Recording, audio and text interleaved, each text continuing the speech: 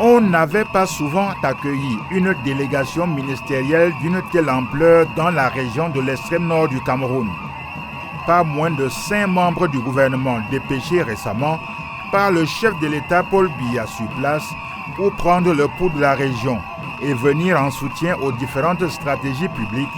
visant l'amélioration des conditions de vie des populations. Ce faisant, on a pris la mesure de l'adhésion des populations aux idéaux de paix, de cohésion sociale et de développement mis en marche dans l'extrême nord sous l'impulsion du président Paul Biya. Cette mobilisation des forces vives de la région s'est aussi inscrite dans la demande de la densification des réponses concrètes aux défis sociaux, économiques et sécuritaires que traverse l'extrême nord. Il s'agit d'impulser une dynamique appropriée aux activités des collectivités territoriales décentralisées à travers l'augmentation des ressources. Mener à leur terme les différents chantiers de réhabilitation et de construction sur les axes routiers stratégiques de la région, à l'effet de faciliter la circulation des personnes et des biens.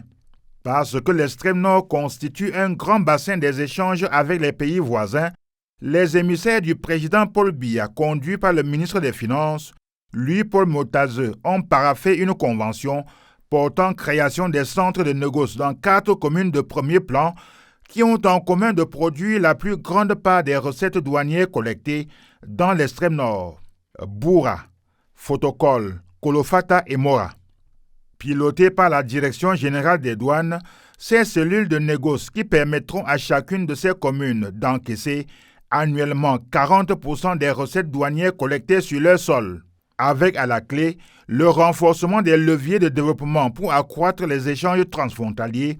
soutenir l'agriculture et l'élevage, stimuler l'artisanat et accroître les ressources communales, ainsi que promouvoir l'inclusion et la prospérité partagée dans le financement du développement de proximité.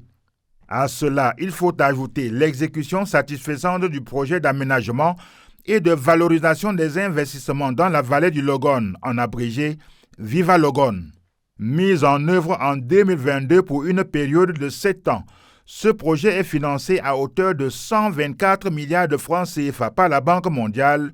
pour fournir des infrastructures d'irrigation et de drainage durable des eaux, améliorer la productivité et la production du riz, du maïs et du sorgho dans la vallée du fleuve Logone et garantir la sécurité alimentaire.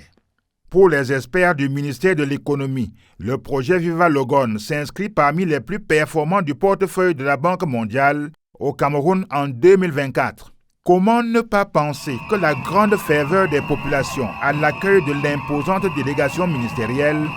dépêchée dans l'extrême nord par le président Paul Biya prend la valeur d'un symbole, celui des compatriotes qui, le 12 octobre 2025, entendent rester fidèles aux institutions et à celui qui les incarne si bien.